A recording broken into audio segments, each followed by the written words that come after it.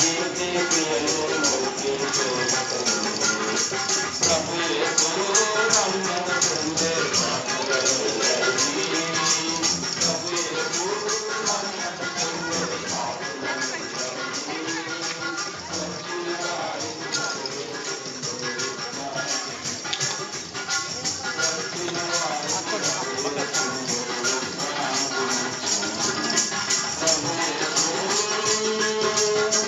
ఎందరూ విశ్వసింతురో ప్రభువైన క్రీస్తుని ఎందరూ విశ్వసింతురో ప్రభువైన క్రీస్తుని వారి పొందేదరుగా నిత్యమైన రక్షణ వారి పొందేదరుగా నిత్యమైన రక్షణ నేడే మీ కనుకూల సమయం రక్షణ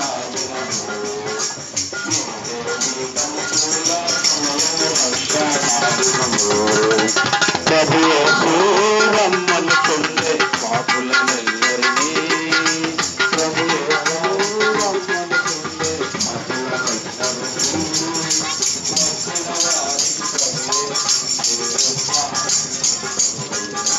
వచ్చిన వారికి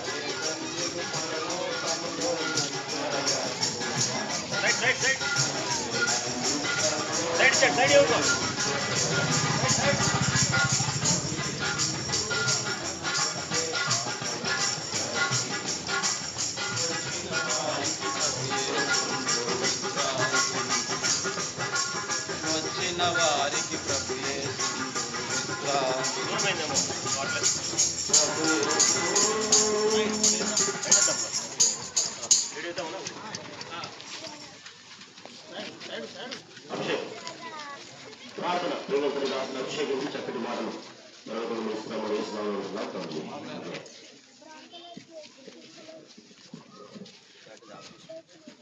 ప్రియమైనటువంటి ఇంద్రనగర్ వాస్తవులకు ఈ యొక్క మధ్యాహ్న కాల సమయమున మీకందరికీ శుభములు తెలియజేస్తూ వస్తున్నాం.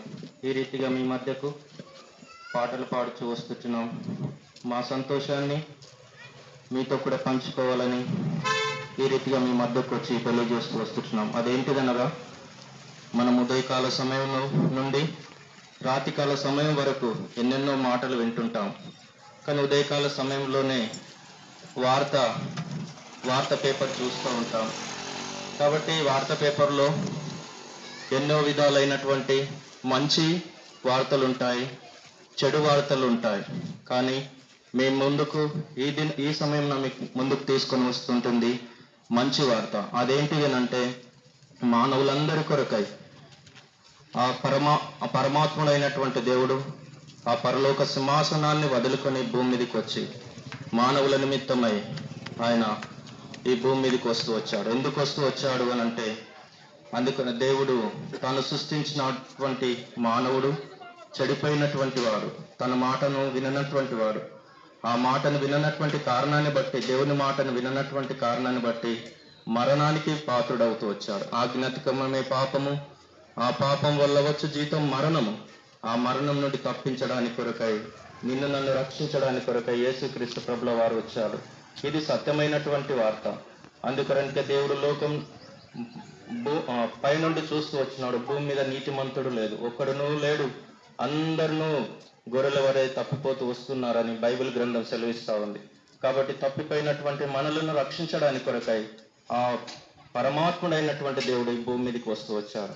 కాబట్టి సత్యమైనటువంటి వార్తను నువ్వు ఒకవేళ నీ హృదయంలో మరి నేను ఏ విషయంలో తప్పిపోయినాం అని ఒకవేళ సందేహం నీలో వస్తుండొచ్చు. బైబిల్ గ్రంథము ఈ రీతిగా సెలవిస్తుంది, మానవుని యొక్క హృదయంలో నుండి ఆ వచ్చేటటువంటిది అంతా కూడా చెడుతనమే, పాపము, ఆజ్ఞాతిక్రమము, దురాలోచన. కాబట్టి ఒకరి మీద అబద్ధాలు చెప్పడం ఇది మానవుని యొక్క నైతికమైనటువంటి జీవం. కాబట్టి నైతికమైనటువంటిది. కాబట్టి ఇది ఎవరు కూడా చెప్పలేరు, ఏ స్కూల్లో కూడా చెప్పలేరు, ఎక్కడ కూడా బోధింపబడదు. కానీ ఇది మానవుని యొక్క హృదయంలో నుండి వస్తుంది. అంటే మనకు మొట్టమొదటి అయినటువంటి ఆదాము ఆ దేవుని మాటను అతిక్రమిస్తూ వచ్చాడు. ఆయనలో నుండి వచ్చినటువంటి ఈ జీన్సే ఇదంతా కూడా పాపము. కాబట్టి దేవుడు కోరుతున్నాడు ఏంటిది అని అంటే హృదయాన్ని కోరుతున్నాడు. కాబట్టి మానవుని యొక్క హృదయంలో నుండి వచ్చేటటువంటిదంతా కూడా చెడుతనమే, పాపము. మరి పాపం కలిగి ఉన్నటువంటి ఈ హృదయంలో దేవుడు నివసించాలి అంటే నివసించగలుగుతాడా? కాబట్టి నివసించలేదు. ఎగ్జాంపుల్ ఒకటి చెప్పాలనుకుంటున్నాం. మన ఇల్లు మనం కట్టుకుంటాం. కట్టుకున్నటువంటి ఇంట్లకు ఆ ఊరంతా తిరిగి వచ్చి మనము డైరెక్ట్గా ఇంట్లోకి వెళ్ళాం. కాబట్టి దేవుడి యొక్క ఈ హృదయం అనేటటువంటిది దేవుని యొక్క ఇల్లు. కాబట్టి ఈ హృదయంలో దేవునికి వ్యతిరేకమైనటువంటిది ఉండకూడదు. అది వ్యతిరేకం ఏంటిదనంటే పాపము. పాపం అంటే ఏంటిదనంటే ఒకరి మీద చెడు మాటలు చెప్పడం, దురాలోచన, వ్యభిచారం, ఇవన్నీ కూడా మానవుని యొక్క జీవితాల్లో ఉన్నాయి. కాబట్టి వీటి నుండి తప్పించడానికి కొరకై, వీటి నుండి రక్షించడానికి కొరకై, మన హృదయం శుభ్రంగా ఉంచుకోవడానికి కొరకై మనంతటా మనము దాన్ని చేయలేము. కాబట్టి అది మనకు సాధ్యం కాదు. అందుకని యేసుక్రీస్తు ప్రభుల వారే ఆ పరలోక సింహాసనమును వదులుకొని భూమి మీదకి వచ్చి మా ఈ హృదయంలో చేసినటువంటి తప్పులన్నిటి గురించి, పాపములన్నిటిని గురించి మన కొరకు కలవరి శిలువలో రక్తం కారుస్తూ వచ్చాడు. యేసు రక్తమే మన ఆ పాపములన్నిటినీ దూరపరుస్తుంది. కాబట్టి నీ హృదయాన్ని నువ్వు శుద్ధి చేసుకోవాలి. దేవుడు నీ హృదయంలో నివసించాలి అంటే యేసు, నేను పాపిని, నా పాపములు క్షమించు, నేను కడిగి పవిత్ర చేసి నిత్య జీవం, నిత్య రాజ్యానికి అనుగ్రహించడానికి మరి సిద్ధంగా ఉన్నారు. బైబిల్ అన్న ఈ రీతిగా సెలవిస్తుంది. ఇంత గొప్ప రక్షణ నీవు నిర్లక్ష్యం చేసిన ఎలాగ తప్పించుకుందో ప్రియ సోదర సోదరి, ప్రేమ పూర్వకంగా మనం చేస్తున్నాం.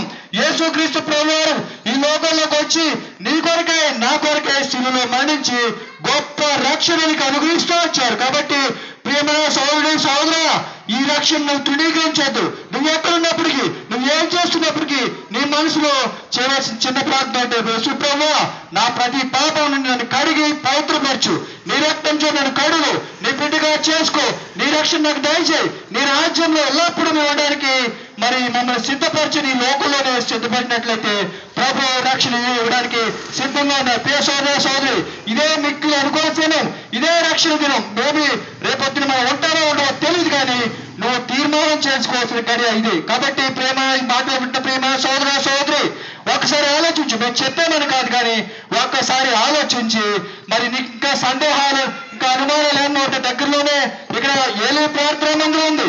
అంత మాత్రం దగ్గర అక్కడ దైవ సాహసులు, దైవ సేవకులు మీ సందేహాలకి నివృత్తం చేయడానికి వారు సిద్ధంగా ఉంటారు. మీరు మందిరానికి వచ్చి మీ సందేహాలు మరి తీర్చుకోవచ్చు. మేము ముందు కొనసాగుతుండగా మీ కొరకే ప్రార్థన చేస్తాం. మీరు ఎక్కడున్నప్పటికీ కూడా మా ప్రార్థనలో ఏకీపించి దైవాశీస్సులు పొందాల్సిందిగా మనం చేసుకుంటాం. ప్రభు మాటలు దీవించిన గాక. వీటన్న ప్రార్థన చేస్తారు. ప్రేమ కలిగిన మా ప్రియ పరలోకమున్న తండ్రి, నీ ప్రియ కుమారుడు మా రక్షకుడైన యేసుక్రీస్తు నామములో స్తుతిస్తున్నాను తండ్రి. నీ వ్యాధి సువార్త ప్రకటించడానికి నాయన నీ దేవుడు నాయన పంపించినందుకు నీ వందనాలు. నీ భాషను అభిషేకించి ఆడుకొని అనేక రకాల మాట్లాడిన మాటలన్నిటి వాటిని వందనాలు తెలుస్తున్నాను తండ్రి.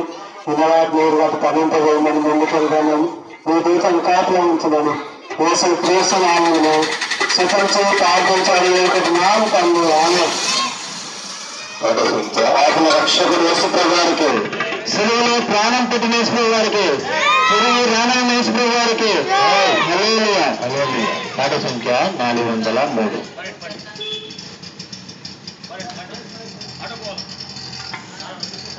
పాట సంఖ్య 403.